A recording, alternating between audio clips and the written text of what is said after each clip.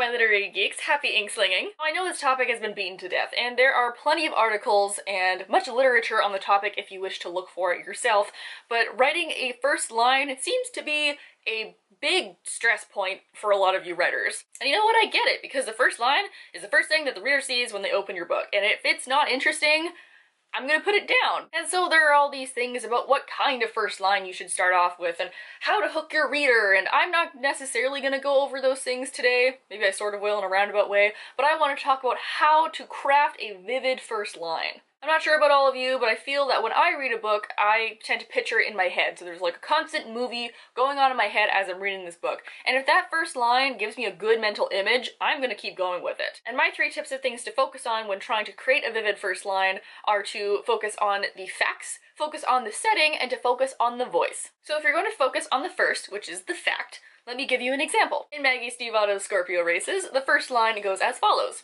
It is the first day of November, and so, today, someone will die. Love this first line so much because it sets up the rules of this world. It's the first day of November, someone's gonna kick it. We don't know why or how, but somehow it is fact, just like the day is Tuesday and the month is November, someone's gonna die today. Setting up harsh rules straight out of the gate for your reader will kind of help them understand the rigidity of your world and set the foundation for further bricks of this world to be built upon. And if we're to focus on the setting or the world of your novel in the first sentence, I would recommend something like what Laini Taylor does in Strange the Dreamer. On the second Sabbath of 12th moon, in the city of Weep, a girl fell from the sky. In this sentence, we have figured out that the city is called Weep.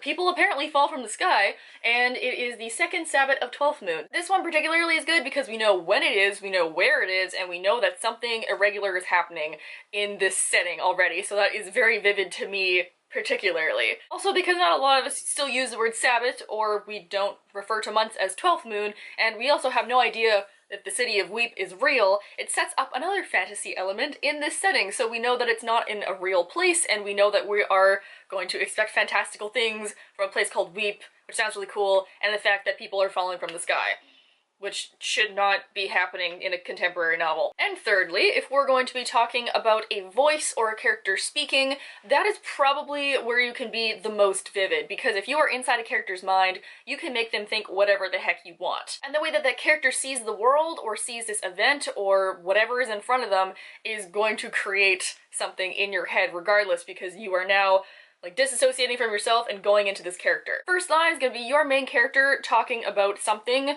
that's either bothering them or surrounding them. For example, the first line of The Falconer by Elizabeth May does this very well. I've memorized their every accusation.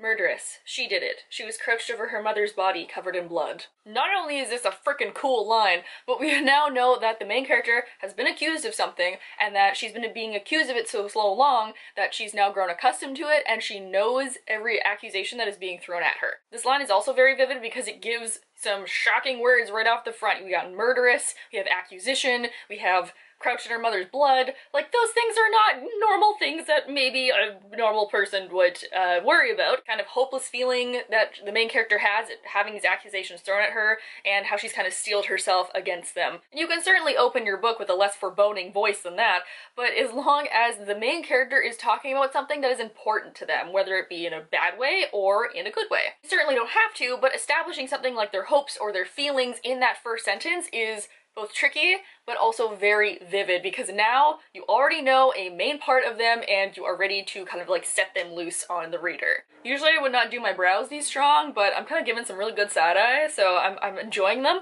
Join us at 7:30 Eastern Standard Time here on YouTube on Sunday for our live chat, and I hope to see you guys all there. Bye!